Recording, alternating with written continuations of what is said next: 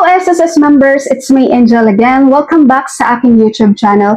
Sa video na ito, tuturuan ko po kayo paano po makapag-online filing para sa disability pension with SSS. Take note, bago po kayo mag-file online, you have to make sure meron na po kayong approved, enrolled, disbursement account kay SSS dahil doon po ihuhulog yung pension nyo. Okay, kapag wala pa kayong disbursement account, mag-enroll muna kayo guys bago kayo mag-apply ng disability pension.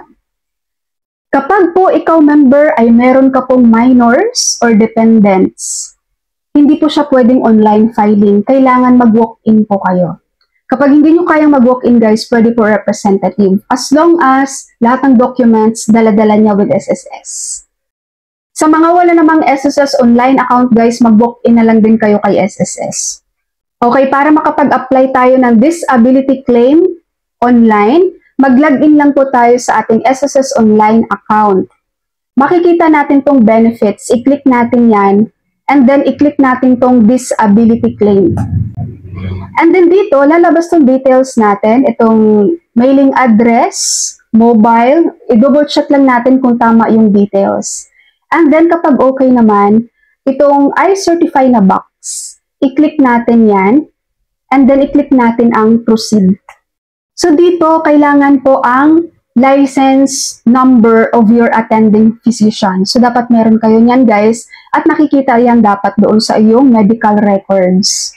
So i-input natin yan dito, and then pipili tayo dito ng preferred disbursement account. So makikita natin dito yung approved disbursement account natin with SSS. Kung ano yung pinili nyong account, doon po marireceive nyo ang inyong claim, disability claim. Kapag okay na, i-click natin tong submit. So dito mag-a-attach na po tayo ng documentary requirements. So first, ang medical certificate. I-click lang natin tong choose file na box, tapos kunin natin yung file kung saan yung medical certificate mo. And you have to make sure guys, yung photos nyo dapat malinaw yan na kung di ba meron naman tayong scanner sa mobile.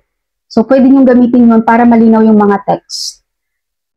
So, medical certificate, pag na-attach na yan, dito naman tayo sa supporting medical documents. So, lahat ng medical records nyo, in one file, dapat naka-attach yan. Pag hindi nyo alam guys paano gawin in one PDF yung mga file na yun, magpaturo na lang kayo. Okay? And kapag na-attach niya, i-click lang natin tong box ng I certify. And then, i-click natin tong I certify and submit. And after nun guys, may marireceive na kayong email from SSS. You have successfully submitted your disability claim application to SSS on ganitong date under transaction reference number. So, hintayin nyo na lang po ang next na update ni SSS or magte-text sa'yo sa SSS guys. I-check nyo lagi yung email nyo, yung mobile nyo, kung may text po sa inyo sa SSS. So, i-regular monitor nyo yan guys dahil minsan may mga cases po na nagre-require sa SSS, pinapareport kayo sa branch mismo for interview and physical examination. No? So, depende na yung sa case nyo, kung ano man yung sakit nyo, depende na yung sa medical records na sinabit nyo with SSS dahil i-evaluate nila yun. So, marami ditong mga nag-file ng disability pension na ang tagal na process, no? Dahil pinag-report sila ni SSS for physical examination and interview, pero hindi naman pumunta. Okay? Kapag merong ganun na case, guys, kapag na-required kayo ni SSS to report sa kanilang SSS branch for physical examination and interview, puntahan niyo po talaga. Dahil para mag-proceed po yung application niyo doon sa disability claim. Alright, so ganun lang po kabilis guys mag-file online para sa disability claim. Actually, mas mabilis ang online filing compared sa walk-in. Alright, so that's all for my video for today. Thank you so much for watching everyone. God bless you all.